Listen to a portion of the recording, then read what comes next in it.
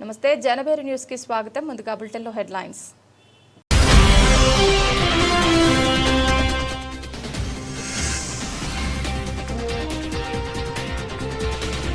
Visakha steel పై రివ్యూలో అధికారులకు ముఖ్యమంత్రి చంద్రబాబు సూచన.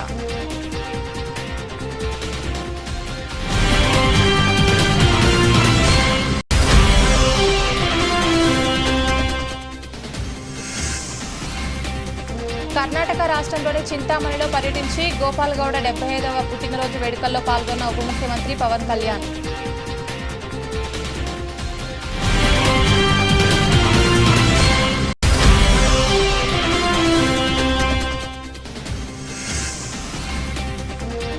విజయవాడ రూరల్ మండలం ఎనికేపాడులో భారీ అగ్ని ప్రమాదం. ఎలక్ట్రానిక్ పరికరాలు నిల్వ చేసే గోడౌన్లో ఎగిసిపడుతున్న మంటలు.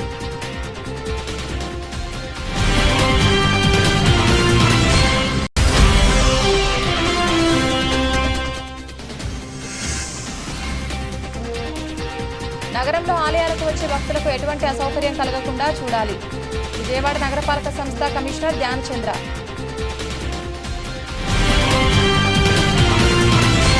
విశాఖ ఉక్కు కర్మాగారం పటిష్టతకు పరిరక్షణకు రాష్ట్ర ప్రభుత్వం చిత్తశుద్ధితో ఉందని సీఎం చంద్రబాబు నాయుడు అన్నారు.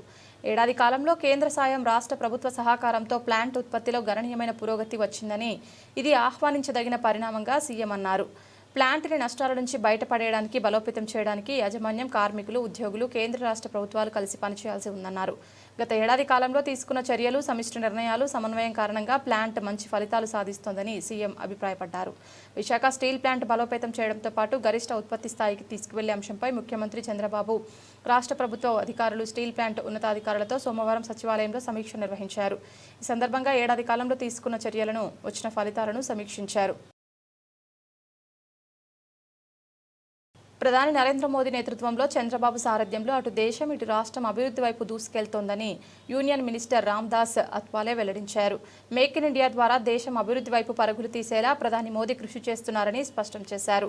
ఏపీలో అమరావతి రాజధాని అభివృద్ధికి కేంద్ర ప్రభుత్వం పూర్తి స్థాయిలో సహకారం అందిస్తోందని చెప్పారు. యూనియన్ మినిస్టర్ రామ్దాస్ అత్వాలే రాష్ట్ర పర్యటన నేపథ్యంలో నగరంలోని ప్రముఖ హోటల్లో మీడియా సమావేశం నిర్వహించారు. ఈ సమావేశంలో ఆయన మాట్లాడుతూ, మోడీ నేతృత్వంలో దేశం అత్యంత వేగంగా అభివృద్ధి చెందుతున్నారు. మేక్ ఇన్ ఇండియా కార్యక్రమాల ద్వారా నూతన ఔత్సాహిక పారిశ్రామికవేత్తలను ప్రోత్సహిస్తూ దేశాన్ని అభివృద్ధి బాటలో పయనింపచేస్తున్నారన్నారు. కులాంతర వివాహాలను ప్రోత్సహిస్తున్నామని, కులాంతర వివాహాలు చేసుకున్న వారికి కేంద్ర ప్రభుత్వం అందించే ప్రోత్సాహకాన్ని విజయవంతంగా అందిస్తున్నామన్నారు.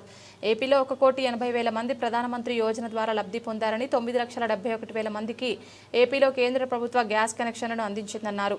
ఏపీలో అమరావతి రాజధాని అభివృద్ధికి కేంద్ర ప్రభుత్వం పూర్తి స్థాయిలో సహకారం అందిస్తోందన్నారు.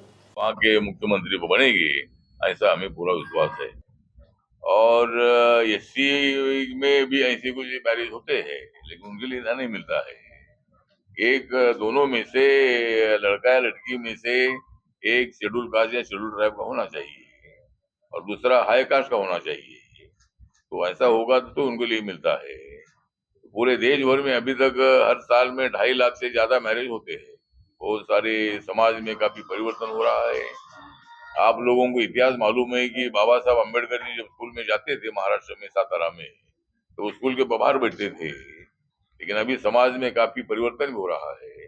हर स्कूल में दलित बच्चे बड़ी संख्या में जा रहे हैं। रिजर्वेशन का उनको फायदा हुआ है। और आप लोगों को मालूम है कि शेड्यूल कास्ट के लिए 15% आरक्षण मिलता है, शेड्यूल ट्राइब के लिए 7.5% रिजर्वेशन मिलता है और ओबीसी को 27 आरक्षण मिलता है। तो 27% में मुस्लिम कम्युनिटी जो है, इसमें जो ओबीसी मुस्लिम जो है उनको ऑलरेडी पूरा उनको रिजर्वेशन मिलता ही है। और अभी हमारे सरकार ने 10% आरक्षण इकोनॉमिक वीकर सेक्शन को दिया है, ईडब्ल्यूएस का आरक्षण दिया है। तो ये आरक्षण का फायदा हिंदू हो, मुसलमान हो या ब्राह्मण हो या रेड्डी हो, कोई भी हो, जिसका उत्पादन 8 लाख के अंदर, 8 लाख के अंदर है, ऐसे फैमिली के बच्चों को उस रिजर्वेशन का फायदा होता है। तो इसी तरह भी सब जाति को आरक्षण मिलता है। तो इसलिए आरक्षण का तो मुद्दा ही है। लेकिन जो इंटरकास्ट का जो आपने बताया है, तो दोनों में से एक शेड्यूल कास्ट या शेड्यूल ट्राइब होना चाहिए, कोई उनको 2.5 लाख रुपए मिलता है। का मदद तो मिलता ही रहेगा, लेकिन राज्य सरकार के बजट से भी वहाँ कुछ एक्सपेंडिचर होना चाहिए। तो अभी स्लोली साइलेंटली हो जाएगा। एक तो कांग्रेस पार्टी ने जब आंध्रा तेलंगाना अलग किया तब उनको जो आश्वासन दिया था वो पैसा उन्होंने दिया नहीं, इसीलिए अमरावती का डेवलपमेंट रुक गया। अभी इतने साल हो रहे हैं, वहाँ पूरे मंत्रालय की बिल्डिंगें भी नहीं, अभी वो बिल्डिंग चल रही है। तो जल्दी जल्दी वो काम पूरा होगा। हमारा सरकार का ध्यान पूरा है, नरेंद्र मोदी जी का ध्यान पूरा है, और माननीय चंद्रबाबू नायडू जी के संबंध नरेंद्र मोदी के साथ बहुत अच्छे हैं। तो जो जो प्रोजेक्ट वहाँ भेजेगी उसके लिए हम पूरी मदद करेंगे। लेकिन अमरावती के डेवलपमेंट के लिए जरूर सरकार आंध्र प्रदेश के साथ है, और जल्दी जल्दी अमरावती का डेवलपमेंट होना चाहिए, ऐसा हमारी भी सूचना है। मैं भी उसके लिए प्रयत्न करूंगा। As a social justice and empowerment MOS के नाते जरूर आंध्र प्रदेश को मैक्सिमम मदद मिलनी चाहिए, अमरावती का जल्दी डेवलपमेंट होना चाहिए, उसके लिए मैं भी प्रयत्न करूंगा। మద్యం తాగుతున్న మద్యం ప్రియులకు కల్తీ మద్యం షాక్ ఇచ్చింది. ములకల చెరువు కల్తీ మద్యం ఉదంతం రాష్ట్రంలో పెను సంచలనమైంది. కొండపల్లి మున్సిపాలిటీలతో పాటు ఇబ్రహీంపట్నం మండల పరిసర ప్రాంతాల మందుబాబులకు ములకల చెరువు కల్తీ మద్యం కంటి మీద కునుకు లేకుండా దడ పుట్టిస్తోంది. అన్నమయ్య జిల్లా ములకల చెరువులో బయటపడిన భారీ నకిలీ మద్యం రాకెట్లో కీలక నిందితుల కోసం ఎక్సైజ్ ఎన్ఫోర్స్మెంట్ అధికారులు వేట మొదలుపెట్టారు. అక్కడ తీగలాగితే గుంటూరు జిల్లా తెనాలిలో వైసీపీ నేతల పాత్ర ఉన్న ఈ రాకెట్ డొంక కదులుతోంది. ముఖ్యంగా ఓ ప్రధాన వ్యక్తి పాత్రపై అనుమానంతో 2 రోజులుగా ఇక్కడ నిర్వహిస్తున్నారు. ములకల చెరువులో నకిలీ మద్యం తయారీ రాకెట్ను ఈ నెల 3న కడప జిల్లా ఎక్సైజ్ ఎన్ఫోర్స్మెంట్ అధికారులు బహిర్గతం చేసిన సంగతి తెలిసిందే. ఈ కేసులో ఇప్పటికే తమిళనాడు, ఒడిశాతో పాటు మన రాష్ట్రంలోని పలు ప్రాంతాలకు చెందిన 10 మందిని అదుపులోకి తీసుకున్నారు. ఈ రాకెట్ వెనుకున్న 4 కీలక నిందితులు మాత్రం పరారీలో ఉన్నారు. ఎన్టీఆర్ జిల్లాలో కొండపల్లి మున్సిపాలిటీతో పాటు ఇబ్రహీంపట్నం మండల పరిసర ప్రాంతాల మందుబాబులకు ములకల చెరువు కల్తీ మద్యం ఉదంతం దడ పుట్టిస్తోంది. అధికారుల విచారణలో సంచలన విషయాలు వెలుగు చూస్తున్నాయి. ఇబ్రహీంపట్నంలో ఒక గోడౌన్లో భారీగా కల్తీ మద్యం బాటిళ్లను పోలీసులు స్వాధీనం చేసుకున్నారు. మరికొన్ని యూనిట్లు ఉండే అవకాశం ఉందని అధికారులు అనుమానిస్తున్నారు.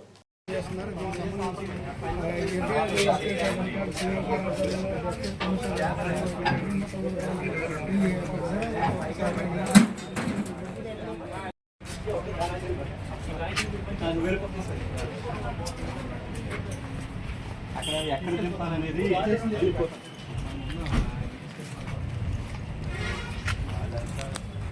బాబు ఎక్కడ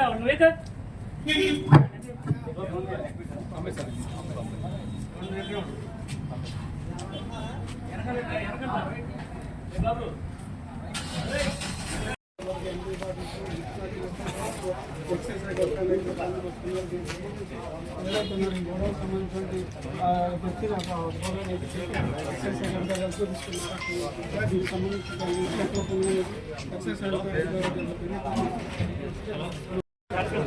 ఒకవైపు గతంలో జరిగిన మద్యం అక్రమ వ్యవహారాలపై విచారణ కొనసాగడం, అరెస్టు జరుగుతున్న అధికార పార్టీకి సంబంధించిన నేతలు జగన్ రాష్ట్రంలో సంచలనంగా మారింది. అందులో బట్టం సరిగ్గా ఇంకోటి బట్టం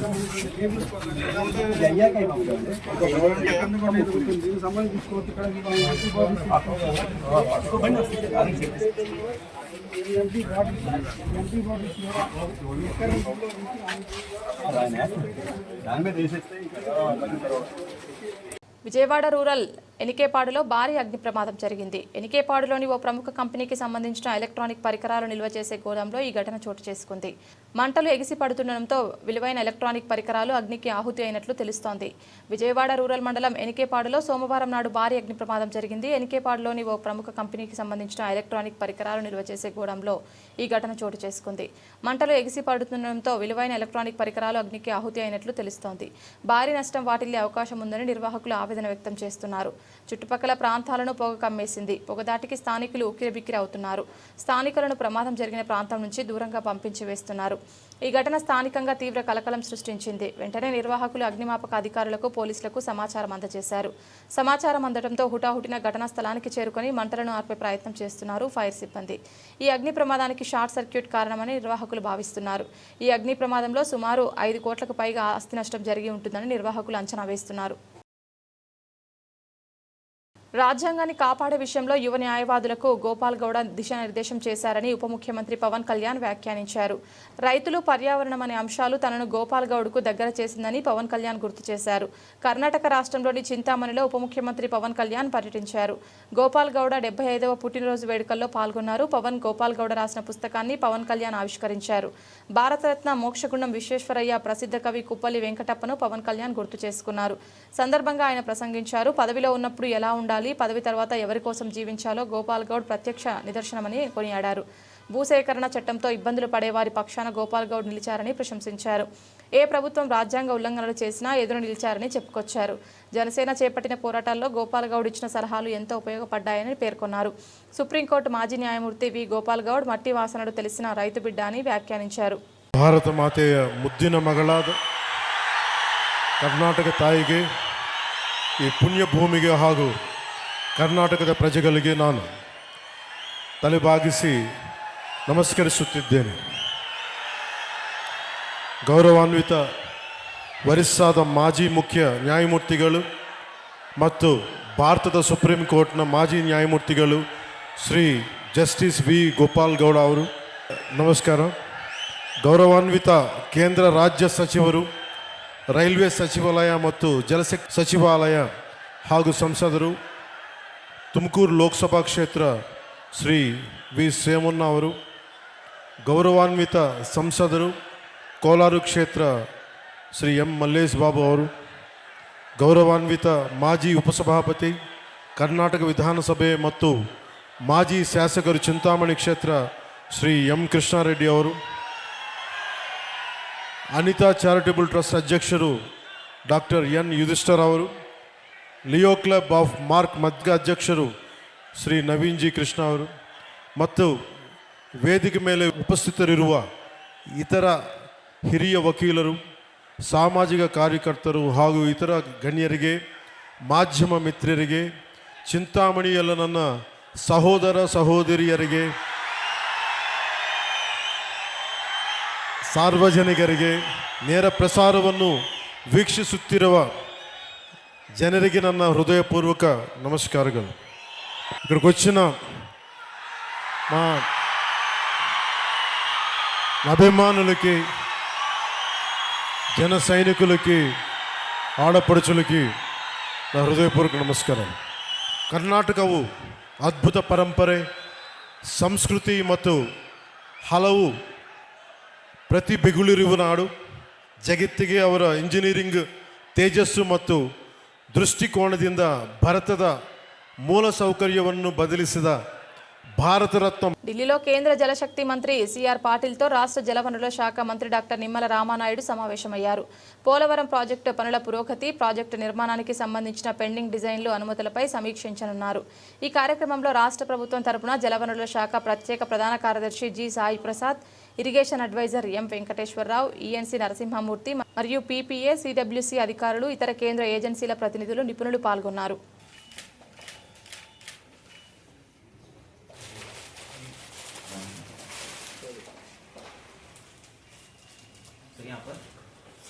सर यहाँ पर देखिए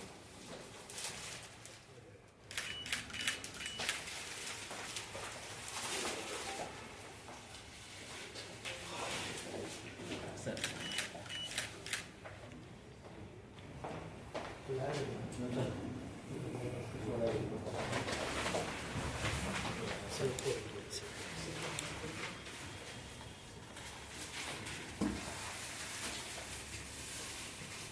सर यहाँ पर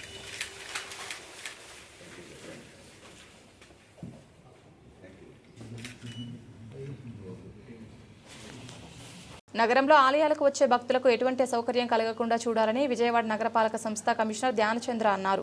ఉత్సవం అయిపోయిన తర్వాతే పారిశుద్ధ్య నిర్వహణలో ఎక్కువగా దృష్టి పెట్టాలని అధికారులను ఆదేశించారు. సోమవారం ఉదయం తన పర్యటనలో భాగంగా కెనాల్ రోడ్, వినాయకుడి గుడి, శనీశ్వరాలయం, కృష్ణవేణి ఘాట్, సీతమ్మ పాదాలు, పున్నమి ఘాట్, హెచ్బీ కాలనీ ప్రాంతాలని క్షేత్రస్థాయిలో పరిశీలించారు. దసరా శరన్నవరాత్రి ఉత్సవాలు అయిపోయినప్పటికీ భక్తులకు ఎటువంటి అసౌకర్యం కలగకుండా విజయవాడ నగరపాలక సంస్థ వారు కల్పించే సౌకర్యాన్ని కల్పించడంలో ఎటువంటి లోపం ఉండరాదని అధికారికంగా అక్టోబర్ 5 వరకు సౌకర్యాలు కల్పించాలని ఉన్నప్పటికీ భక్తుల తాకిడి ఎక్కువగా ఉన్న సందర్భంలో వారికి త్రాగునీటి సౌకర్యంలో ఎటువంటి ఇబ్బంది కలగకుండా చూసుకోవాలని, ఉత్సవం అయిపోయిన తర్వాతే పారిశుద్ధ్య నిర్వహణలో ఎక్కువగా దృష్టి పెట్టాలని అధికారులను ఆదేశించారు.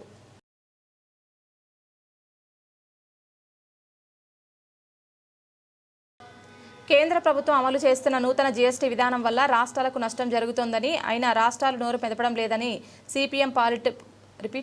సిపిఎం పొలిట్ బ్యూరో సభ్యులు బివి రాఘవులు వెల్లడించారు. నూతన జీఎస్టీ విధానం ద్వారా రాష్ట్రాలకు వేల కోట్ల రూపాయల నష్టం వాటిల్లుతుందని చెప్పారు. రాష్ట్రాలకు వచ్చిన నష్టం నష్టపరిహారం రూపంలో అందజేస్తామని కేంద్రం ప్రకటించాలని డిమాండ్ చేశారు. సిపిఎం ఆధ్వర్యంలో సోమవారం బాలోత్సవ్ భవన్లో మీడియా సమావేశం జరిగింది. ఈ సమావేశంలో సిపిఎం పొలిట్ బ్యూరో సభ్యులు బివి రాఘవులు పాల్గొని మాట్లాడుతూ దేశవ్యాప్తంగా సభలు పెట్టి ప్రచారాలు చేస్తూ ప్రభుత్వ సొమ్ము వృధా చేస్తున్నారన్నారు. జీఎస్టీ వల్ల రాష్ట్రాల ఆదాయం వేల కోట్లలో తగ్గుతుందన్నారు.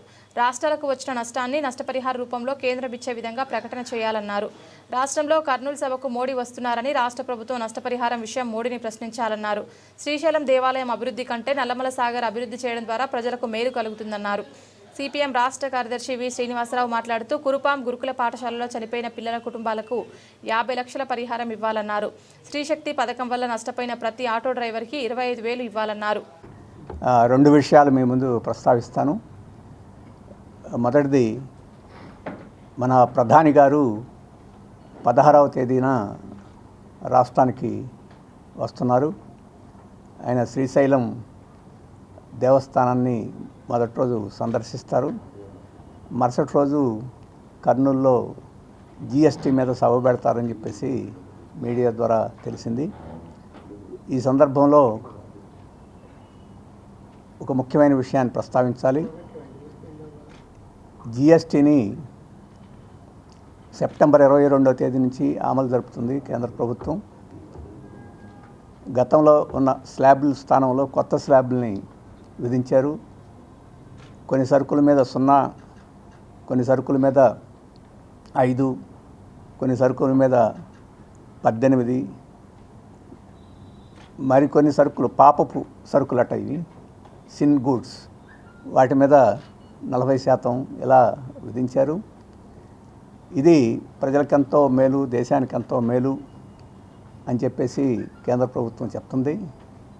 కేంద్ర ప్రభుత్వం చెప్పడమే కాదు, మొత్తం ప్రభుత్వ యంత్రాంగాన్ని అంతటినీ దించి ఈరోజు దేశవ్యాప్తంగా ప్రధానమంత్రితో సహా సభలు సమావేశాలు పెట్టి దీని గొప్పతనాన్ని గురించి ప్రచారం చేస్తున్నారు. సాక్షాత్తు ప్రధాని గారే దేశమంతా పర్యటన చేసి సభలు పెట్టి దాంట్లో చెప్తున్నారు. ఇంత పెద్ద ఎత్తున ఈ సమస్య మీద ఎంత ఆర్భాటంగా ప్రచారం చేసుకోవాల్సింది ఎందుకు వచ్చిందో ప్రభుత్వం వివరించడం లేదు.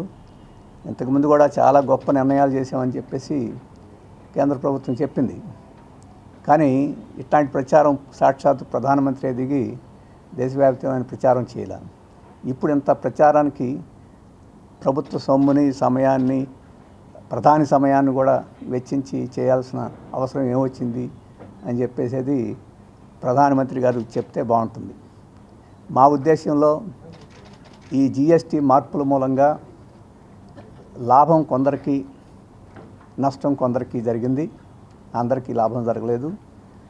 గతంలో డిమానిటైజేషను ఇటువంటి సందర్భాల్లో చేసిన నిర్ణయాలు ఆర్థిక వ్యవస్థ మీద తీవ్రమైన ప్రభావం చూపించింది.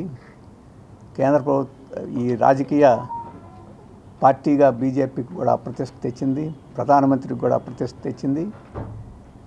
ఆ రోజు ఆ అనుభవం చూసి ఇప్పుడు ఈ జీఎస్టీ మార్పులు కూడా అటువంటి. గత 3 రోజులుగా పార్వతీపురం మన్యం జిల్లాలో కురుపాం గురుకుల పాఠశాలలో జరిగినటువంటి తీవ్రమైన ఘటన అది మొత్తం రాష్ట్ర వ్యాప్తంగా ఆందోళనకి గురి చేస్తుంది. 2 విద్యార్థినులు మృతి చెందారు, 71 మంది ఆసుపత్రి పాలయ్యారు. నిన్న అత్యవసరంగా 13 మందిని కేజీహెచ్ కూడా తీసుకొచ్చారు. ఈ రకంగా హాస్టల్స్లో ఇంతకుముందు కొద్ది రోజుల క్రితం అనంతపురం జిల్లాలో ఒక అమ్మాయి చనిపోయింది. ఈ welfare hostels, tribal welfare, SC welfare, గురుకుల పాఠశాలలు, ఆశ్రమ పాఠశాలల్లో ఈరోజు ప్రభుత్వ ఆధ్వర్యంలో నడిచేటువంటి ఈ హాస్టల్స్లో వాళ్ళ ఆరోగ్య పరిరక్షణ, భద్రత, చదువు అకాడమిక్, ఈ 3 విషయాల్లో కూడా ప్రభుత్వం యొక్క శ్రద్ధ తగ్గింది. కేవలం కంటి తుడుపుగా ఏదైనా ఘటన జరిగినప్పుడు అడావుడి చేయటం, మంత్రులు పర్యటనలు చేయటం, కొన్ని గట్టి ప్రకటనలు చేయటం, ఆ తర్వాత మరలా వదిలేసేయటం, కఠినమైన నిర్దిష్టమైన చర్యలు ఏమీ తీసుకోవటం లేదు. అందువల్లనే దాని యొక్క పర్యవసానం ఈరోజు కురుపాములో జరిగినటువంటి దుర్ఘటన. దీన్ని ప్రభుత్వం తేలిగ్గా తీసుకుంటే సాధ్యం కాదు, మంచిది కాదు. ఆ చనిపోయిన కుటుంబాలు ఇద్దరికి కూడా వాళ్ళు పిల్లలు భవిష్యత్తు చాలా ఉన్నటువంటి వాళ్ళు, వాళ్ళ కుటుంబాలకు 50 లక్షల చొప్పున సహకారం అందించాలి, మెరుగైనటువంటి వైద్యం చేయించాలి. ఇప్పుడు అన్ని హాస్టల్స్లో కూడా వీటన్నిటిలో కూడా ఒక శానిటైజేషన్ చేయడానికి ప్రత్యేకంగా నిపుణుల బృందాలను పెట్టి అన్ని హాస్టల్స్ పరిశీలన చేసి అక్కడ చదువు ఎలా సాగుతున్నది, రక్షణ ఎలా ఉంది, పిల్లల మానసిక పరిస్థితి ఎలా ఉన్నది, ఈ ఆరోగ్య భద్రత దానికి సంబంధించినవన్నీ కూడా నిరంతరం ఒక మానిటరింగ్ చేయాల్సిన అవసరం. చాలా విషయాల్లో ప్రభుత్వం స్పీడ్ ఆఫ్ డూయింగ్ బిజినెస్ పేరుతో అవర్లీ మానిటరింగ్ చేస్తుంది, కానీ ఈ రాష్ట్ర భవిష్యత్తు ఉన్నటువంటి విద్యార్థినుల మీద అందులో బుద్ధిమాంద్యం వచ్చిన పిల్లలకు ఇంట్లోనే ఉంచకుండా మిత్ర హాస్పిటల్కి తీసుకువస్తే సరైన వైద్యం అందిస్తే క్వాలిటీ ఆఫ్ లైఫ్ పెరుగుతోందని తెలిపారు. వరల్డ్ సెరిబ్రల్ పాల్సీ డే సందర్భంగా విజయవాడ సూర్యారావుపేట మిత్ర హాస్పిటల్ ఆధ్వర్యంలో బుద్ధిమాంద్యం పిల్లలకు ఉచిత చికిత్స అందిస్తున్నట్లు పేర్కొన్నారు.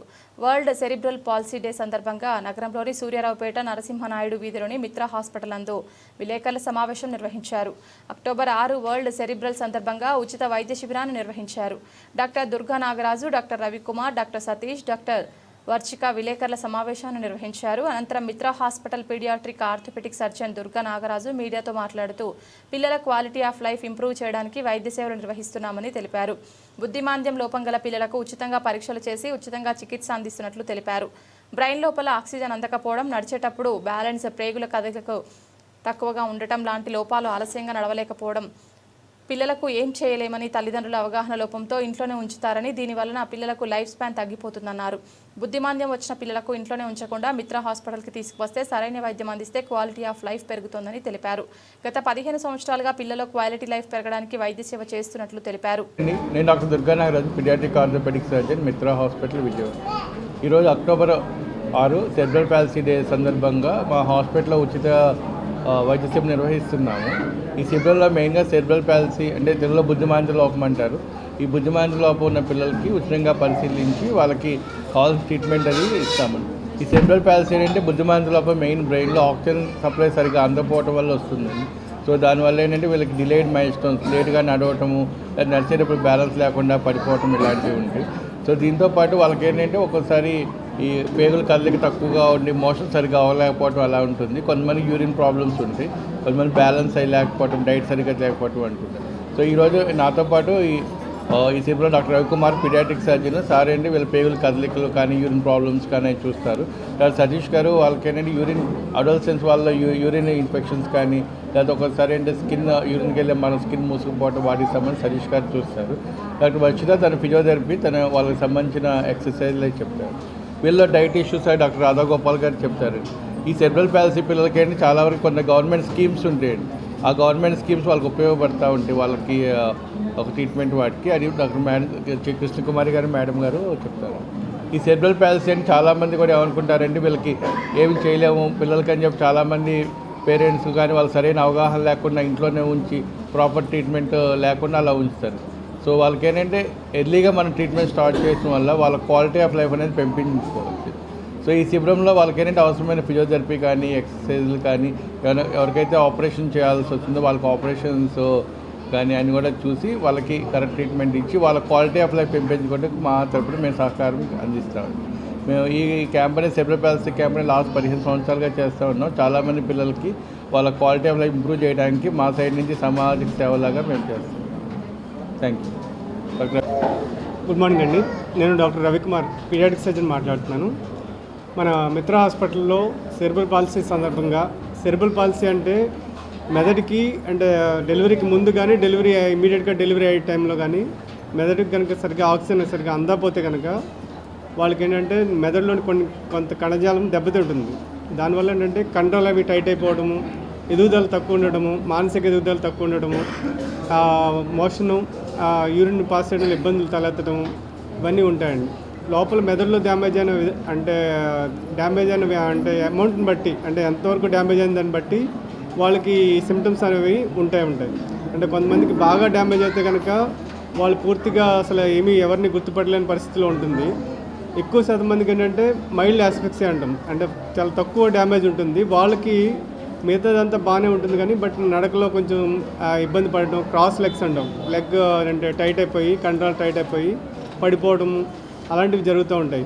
అలాంటి వాటిలో స్పెషలిస్ట్గా ఉన్న డాక్టర్ దుర్గా నాగరాజ్ గారు ఈ సెరిబ్రల్ పాలసీ సందర్భంగా ఉచితంగా ఈ క్యాంప్ నిర్వహించి గత 15 సంవత్సరాలుగా ఇదే అంటే చాలామందికి వాళ్ళకి జీవితంలో వెలుగులు నింపించారు. సో ఇదే ఆయన స్ఫూర్తిని కంటిన్యూ చేస్తూ మరింత మందికి వాళ్ళ నడకలో కానీ వాళ్ళ జీవితాల్లో కానీ వెలుగులు నింపాలని కోరుకుంటూ మిత్ర హాస్పిటల్ తరఫున అందరికీ స్వాగతం. గుడ్ మార్నింగ్ అండి. నేను doctor Satish Reddy, consultant urologist and andrologist, Mitra multi speciality hospital Vijayawada. So ఈవేళ దుర్గా నాగరాజ్ గారు ఈ సెరిబ్రల్ పాలసీ గురించి mega camp, free camp organise చేస్తున్నారండి. సో సార్ ఆల్మోస్ట్ ఒక 15 ఇయర్స్ నుంచి ఇది ఎవ్రీ ఇయర్ అక్టోబర్ 6న సెరిబ్రల్ పాలసీ డే సందర్భంగా నిర్వహిస్తున్నారు. సార్ ఎస్పెషల్లీ పీడియాట్రిక్ ఆర్థోలో ట్రైన్ అయ్యి వచ్చారండి యూఎస్యూకేలో. సో గత 15 సంవత్సరాల నుంచి సార్ వీళ్ళందరికీ కూడా ఉచితంగా సేవలు అందిస్తున్నారు. సో ఈ అవకాశం మీరు అందరూ కూడా ఉపయోగించుకోవాలని మేమందరం కూడా కోరుకుంటున్నాం, మిత్ర హాస్పిటల్ స్టాఫ్ అందరం కూడాను. సో నేను వచ్చి ఏంటంటే ఈ సెరిబ్రల్ పాలసీ ఉన్న పిల్లలకి యూరిన్కి సంబంధించి, అంటే యూరిన్ కంట్రోల్ లేకపోవడం, బెడ్ వెట్టింగ్ అవ్వడం, యూరిన్ కంట్రోల్ లేక అసలు సరిగ్గా రాలేకపోవడం, ఇంకొంతమందికి ఏంటంటే చర్మం మూసుకుపోయి ఆ బెలూన్ లాగా రావడం, ఇలాంటి ఇబ్బందులు కూడా కొంతమందికి ఉంటూ ఉంటాయండి. సో ఇలాంటి ఏదైతే యూరిన్కి సంబంధించి ఇబ్బందులు ఏవైతే ఉన్నాయో అవన్నీ కూడా నేను అది చూస్తూ ఉంటానండి. సో అలాంటివి కూడా ఏమైనా ఉంటే వాటిని కూడా ఈ క్యాంప్ పరంగా కూడా ఈ ఆరోగ్యశ్రీ కానీ వాటితో కూడా చేయడానికి మేము అందరం ప్రయత్నిస్తూ ఉంటామండి. సో అందరూ కూడా ఈ మెగా క్యాంప్ని పూర్తిగా ఉపయోగించుకోవాలని మేము అందరం కోరుకుంటున్నాం. Thank you all. హాయ్ అండి, నా పేరు డాక్టర్ వర్షిని, ఫిజియోథెరపిస్ట్ని. ఈరోజు మిత్ర హాస్పిటల్లో సెరిబ్రల్ పాలసీకి సంబంధించి క్యాంప్ నిర్వహించారు. సో ఫిజియోథెరపీ అనేది చాలా ఇంపార్టెంట్ అండి చిన్నపిల్లలకి. ఫిజియోథెరపీలో ఎలా చేస్తామంటే ట్రంక్ బ్యాలెన్సింగ్ చేపిస్తాము, వాళ్ళని నడక నేర్పిస్తాము. అండ్ మజిల్స్ అనేవి స్టిఫ్నెస్గా ఉంటాయి, స్పాస్టిసిటీలో ఉంటాయి, వాటికి కూడా ఎక్సర్సైజ్ అనేవి చేపిస్తాము. నమస్తే అండి, నా పేరు డాక్టర్ కృష్ణకుమారి. అది చేయూత రీహాబిలిటేషన్ సెంటర్. 18 ఇయర్స్ నుంచి ఈ ఫీల్డ్లో ఉన్నాము. మీ అందరికీ ఇక్కడ ఒక ఇంపార్టెంట్ ఇన్ఫర్మేషన్ చెప్పదలుచుకున్నది ఏంటంటే, త్రూ మీడియా ప్రజలందరికీ తెలియాల్సిన విషయము, గవర్నమెంట్ పాలసీస్ చాలా చేస్తూ ఉంటారు కానీ నీడీ పర్సన్స్కి అందట్లేదు. సో ఆ రెస్పాన్సిబిలిటీ మీడియా వాళ్ళు కూడా తీసుకోవాలని కోరుకుంటూ ఈ ఇన్ఫర్మేషన్ చెప్తాను. ఇప్పుడు డిజబిలిటీ చిల్డ్రన్కి, డిఫరెంట్లీ ఏబుల్డ్ చిల్డ్రన్కి జనరల్గా ఇచ్చేటువంటి మిగిలిన హెల్త్ ఇన్సూరెన్స్ పాలసీస్ అవన్నీ తర్వాత క్లైమ్ సెటిల్మెంట్స్ దగ్గర అక్కడ కూడా పని చేయవండి. అవి ముందు తీసుకుంటాం కానీ పని చేయవు. అందుకని స్పెషల్గా ఈ సెరిబ్రల్ పాలసీ పిల్లల కోసము సెంట్రల్ గవర్నమెంట్ వాళ్ళు చేసినటువంటి ఒక హెల్త్ రీఎంబర్స్మెంట్ స్కీమ్ పేరు నిరామయ అనేది ఉంటుంది. దాని ద్వారా ఈ పిల్లలకి కరెక్టివ్ సర్జరీస్ కానీ, వాళ్ళకి ట్రీట్మెంట్ పార్ట్ కానీ, థెరపీస్ కానీ కూడాను డబ్బులు రీఎంబర్స్మెంట్ అంటే వాళ్ళు మన ఖర్చు పెట్టిన డబ్బులు మళ్ళీ బ్యాక్ ఇవ్వడం జరుగుతుంది. అది ఇందులో బ్రోకరేజీలు కానీ ఇట్లా ఏమీ ఉండవు. చాలా గుడ్ పాలసీ ఇది. సో డిజబుల్ పిల్లలందరికీ కూడా ఉపయోగపడేలాగా గవర్నమెంట్ వాళ్ళు ఇస్తున్నటువంటి అవకాశాన్ని అందరికీ తెలియజేయాలి అనే ఉద్దేశంతో చేస్తున్నాము. ఇప్పుడు 15 ఏళ్ల నుంచి దుర్గా నాగరాజ్ సార్ చాలా బాగా చేస్తున్నారు. సో ఇప్పుడు ఆయన సర్జరీ ఎంత తక్కువలో చేస్తే కూడాను దానికి ఇంకా కొంచెం మెడికల్ ఎయిడ్ అవసరం అవుతుంది. ఆరోగ్యశ్రీ కిందకి అన్నీ వెళ్ళట్లేదు. సో ఈ నిరామయ ద్వారా అందరూ కూడాను సార్ సర్వీసెస్ని, గవర్నమెంట్ వాళ్ళు ఇచ్చే సర్వీసెస్ని, తర్వాత ఫిజియోథెరపీస్ ఇవన్నీ చేసుకొని పిల్లల్లో వచ్చేటువంటి సెరిబ్రల్ పాలసీ అనే లోపాన్ని మనం సాధ్యమైనంత వరకు వాళ్ళని తగ్గించి నార్మల్ జనస్రవంతులు కలిపే ప్రయత్నం చేద్దాం. Thank you very much. Bulletin ముగించే ముందు హెడ్లైన్స్ మరొకసారి.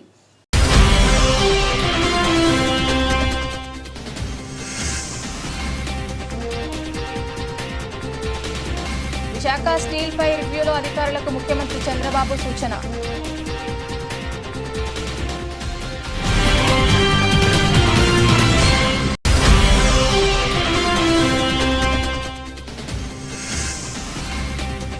కర్ణాటక రాష్ట్రంలోని చింతామణిలో పర్యటించి గోపాల్ గౌడ 75వ పుట్టినరోజు వేడుకల్లో పాల్గొన్న ఉప ముఖ్యమంత్రి పవన్ కళ్యాణ్.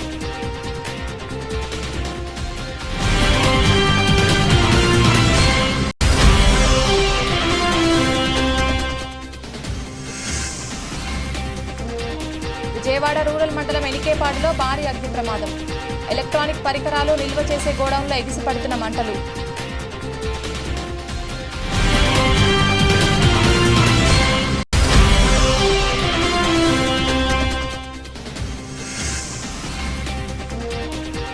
నగరంలో ఆలయాలకు వచ్చే భక్తులకు ఎటువంటి అసౌకర్యం కలగకుండా చూడాలి. విజయవాడ నగరపాలక సంస్థ కమిషనర్ ధ్యానచంద్ర.